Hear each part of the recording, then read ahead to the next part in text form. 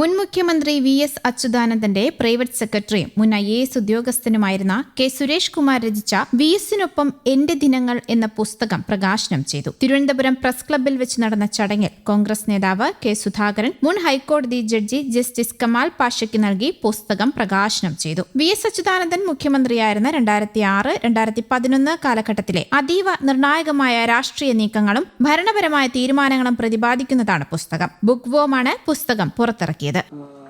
ഞാൻ ഇവിടെ തിരുവനന്തപുരത്ത് ഹോളി ഏഞ്ചൽസ് കോൺവെന്റിൽ 3ാം ക്ലാസ്സിൽ പഠിക്കുന്ന സമയത്താണ് എൻ്റെ അച്ഛൻ ഒരു മന്ത്രിയുടെ പ്രൈവറ്റ് സെക്രട്ടറി ആകുന്നത്. അത് എനിക്ക് തോന്നുന്നു 2ാം EMS മന്ത്രിസഭ ആണ് 67. അപ്പോൾ ഞങ്ങളുടെ നാട്ടിൽ നിന്ന് ഒരാൾ മന്ത്രിയായി ഇവിടെ വരുന്നു, NK കൃഷ്ണൻ, CPM-ൻ്റെ.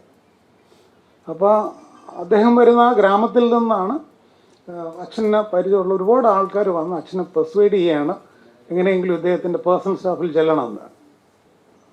അച്ഛൻ ഒട്ടും താല്പര്യമില്ലായിരുന്നു.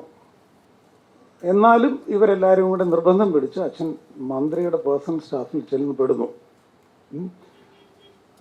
ഞാനിത് പറയുന്നത് ഇതിൻ്റെ ആമുഖത്തിൽ പറയുന്നുണ്ട്. എൻ്റെ അച്ഛൻ എന്നോട് നിർബന്ധമായിട്ട് പറഞ്ഞു, നീ VSൻ്റെ ഓഫീസിൽ ജോലി ചെയ്യാൻ പോകുമ്പോൾ അത് കഴിഞ്ഞിട്ട് നീ ഒരു പുസ്തകം എഴുതണം. അപ്പോൾ അച്ഛൻ്റെ അനുഭവങ്ങളുടെ അടിസ്ഥാനത്തിലാണ് അങ്ങനെ ഈ പുസ്തകത്തിൻ്റെ പേര് പോലും അച്ഛനാണ് സജസ്റ്റ് ചെയ്യുന്നത്. മൈ ഡേയ്സ് വിത്ത് VS എന്നായിരിക്കണം പുസ്തകത്തിൻ്റെ പേര്. ഓക്കെ, പ്രൈവറ്റ് സെക്രട്ടറി ആയ അച്ഛൻ എന്ത് സംഭവിച്ചു എന്ന് നമുക്ക് ആലോചിച്ചാൽ രസമാണ്. ഞങ്ങളുടെ ഗ്രാമത്തിൽ നിന്ന് അന്ന് കൊച്ചി മഹാരാജാവിൻ്റെ സ്കോളർഷിപ്പിലാണ് അച്ഛന് ഉസ്മാനിയ യൂണിവേഴ്സിറ്റിയിൽ പോയി ലോ ഡിഗ്രി എടുക്കാൻ സാധിക്കുന്നത്. അങ്ങനെയുള്ള ബുദ്ധിമുട്ടുള്ള കാലമാണത്. അവിടെ നിന്ന് അച്ഛന് പ്രത്യേകമായിട്ടുള്ള താല്പര്യം എടുത്ത, എനിക്ക് തോന്നുന്നു അന്നത്തെ BL തന്നെ കുറേ സ്പെഷ്യലൈസേഷനൊക്കെ ഉണ്ട്. അച്ഛൻ്റെ പ്രത്യേക താല്പര്യം ഉണ്ടായിരുന്ന മേഖലയാണ് കോൺസ്റ്റിറ്റ്യൂഷണൽ ലോ. അപ്പോൾ അച്ഛൻ വന്ന് ഈ മന്ത്രിയുടെ പേഴ്സണൽ സ്റ്റാഫിൽ വന്നിരിക്കുമ്പോൾ കാണുന്നത് അച്ഛൻ ഇതുവരെ കാണാത്ത ഒരു ഭരണഘടന. അച്ഛന് ഇന്ത്യൻ കോൺസ്റ്റിറ്റ്യൂഷൻ അപ്പുറമുള്ളൊരു കോൺസ്റ്റിറ്റ്യൂഷനെ കുറിച്ച് ആലോചിക്കാൻ പറ്റത്തില്ല. എന്നാൽ ഈ മിനിസ്റ്ററുടെ ചുറ്റും പേഴ്സണൽ സ്റ്റാഫ് എന്ന് പറഞ്ഞിരിക്കുന്നവർക്കൊക്കെ ഉള്ളത് പാർട്ടിയുടെ ഭരണഘടനയാണ്. പാർട്ടിയുടെ ഭരണഘടന അംഗീകരിക്കാൻ എൻ്റെ അച്ഛൻ വളരെ ബുദ്ധിമുട്ടുണ്ടായിരുന്നിരിക്കണം. പിന്നെ അവിടെ നിന്നാണ് ആ പ്രശ്നം തുടങ്ങുന്നത്. അച്ഛൻ കഷ്ടിച്ച് 2 മാസം ആണ് അദ്ദേഹത്തിൻ്റെ പ്രൈവറ്റ് സെക്രട്ടറി ആയിരുന്നത്. അതിനുശേഷം അച്ഛനെ ട്രാൻസ്ഫർ ചെയ്ത് ഇപ്പോൾ അഗ്രികൾച്ചർ യൂണിവേഴ്സിറ്റി ഇരിക്കുന്നിടത്ത് അന്ന് എന്താ പറയുന്നത് ഈ എക്സ്റ്റൻഷൻ ട്രെയിനിങ് സെൻ്റർ ആയിരുന്നു. അവിടെയാണ് അച്ഛനെ പ്രിൻസിപ്പലായിട്ട് പോസ്റ്റ് ചെയ്തത്. അപ്പോൾ അന്ന് അച്ഛൻ എനിക്ക് തന്നൊരു ഉപദേശമാണ്, ഈ രാഷ്ട്രീയക്കാരുമായിട്ട് ചേർന്ന് ജോലി ചെയ്യേണ്ടത് എങ്ങനെയാണ്. അപ്പോൾ അച്ഛൻ്റെ കാഴ്ചപ്പാടെന്ന് വെച്ചാൽ,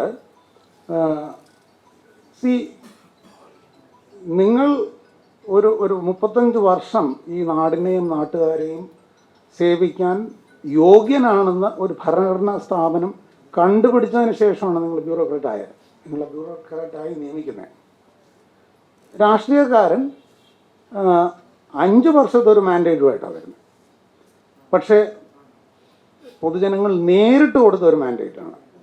അപ്പോൾ ഭരണം എന്ന് പറയുന്നത് മുമ്പോട്ട് പോകുമ്പോൾ ഈ 2 കൂട്ടരും ഒരു റീസണബിൾ ബാലൻസിൽ പോയില്ലെങ്കിൽ ബുദ്ധിമുട്ടാവും. രാഷ്ട്രീയക്കാരൻ 5 വർഷത്തിനപ്പുറം ആലോചിക്കില്ല. പക്ഷേ അതിനെക്കുറിച്ച് ആലോചിക്കാൻ ട്രെയിൻഡായ നിങ്ങളുണ്ടല്ലോ. So you should be in a position to advise them. And ഈ പൊളിറ്റിക്കൽ ലീഡർ അതിനാണ് ബ്യൂറോക്രാറ്റ് ഇരിക്കുന്നതെന്നും തിരിച്ചറിയണം. അപ്പോൾ ഒരു റീസണബിൾ റെസ്പെക്റ്റിൽ പരസ്പരം ഒരു സ്പേസ് ഇട്ട് മുമ്പോട്ട് പോയാൽ അതുകൊണ്ട് ഗുണം നാടിനും നാട്ടുകാർക്കും ഉണ്ടാവും. പരസ്പരം തല്ലിക്കൊണ്ടിരുന്നാൽ അല്ലേ നമ്മുടെ എല്ലാം വലിയ നാട്ടുകാർക്ക് ഒരു പ്രയോജനം ഉണ്ടാവില്ല. അങ്ങനെ പ്രയോജനം ഉണ്ടായില്ലെങ്കിലും കുഴപ്പമില്ല.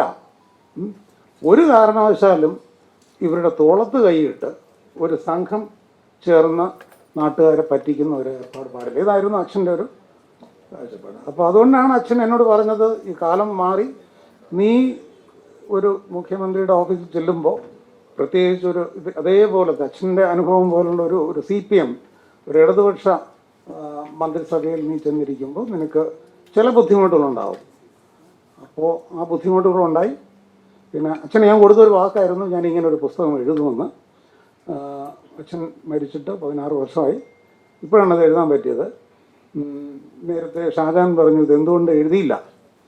യഥാർത്ഥത്തിൽ ഞാൻ മൂന്നാറിൽ നിന്ന് വന്ന സമയത്ത് തന്നെ അതിൻ്റെ ഒരു ആദ്യത്തെ 3 ചാപ്റ്റർ എഴുതി വെച്ചിരുന്നു. അത് കഴിഞ്ഞ ശേഷമാണ് ഞാനൊരു സ്കൂള്, എൻ്റെ ഒരു പഴയ കാലത്തുള്ളൊരു താല്പര്യമാണ് ഒരു സ്കൂൾ നടത്തുക എന്ന് പറയുന്നത്. ഞാനൊരു സ്കൂള് സ്റ്റാർട്ട് ചെയ്തു. അതിപ്പോൾ അത് എന്തുകൊണ്ടെന്ന് ചോദിച്ചാൽ ഞാൻ 29 വർഷം IAS ജോലി ചെയ്തിട്ട് അതിനകത്ത് 15 വർഷത്തിലധികം ഞാൻ സ്കൂൾ വിദ്യാഭ്യാസ മേഖലയിലാണ് ജോലി ചെയ്തിട്ടുള്ളത്. അത് ആ മേഖലയിലുള്ളവർക്കേ അറിയാവൂ.